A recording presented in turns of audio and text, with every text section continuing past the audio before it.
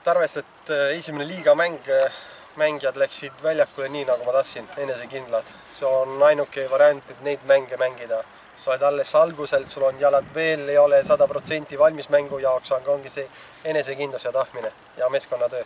Meil on need 3 asjad olemas ja siis on siuksed mängud tulevadki, mis on mõnus vaadata. Kas uskusid, et see mängu algus võib selline olla? Ei. Ma arvasin, et mäng oleks natuke teistmoodi läinud, aga uuesti.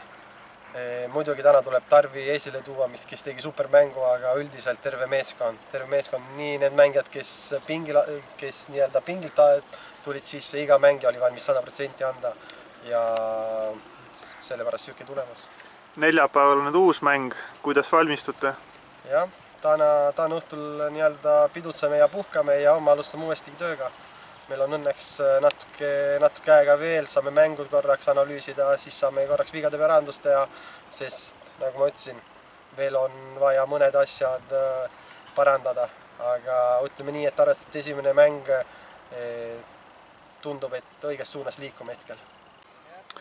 No nii, Tarvi, kas uskusite, et see mäng võib sellisena lõppeda? No eks veits ootamatu ikka selles suhtes, et pikka aega pole üldse jalkat selles mõttes mänginud, et jah, suht ootamatu, ütleme niimoodi, et ma arvan, et siin kõigile, et eks meil olid omad asjad, mida me püüdsime lihtsalt tegema hakata ja mängu käigus vaatasime, et mis välja tuleb. Et võitlesid kõik, tundub korralikult, et sealt ka tulemus selline. Kuidas kommenteerid, et kohe esimeses mängus hat-trick? No mis seal ikka, ega see on meeskonnatöö selles suhtes, et oleks võinud minu asemel keegi teine ka olla, aga hea meel muidugi selles mõttes.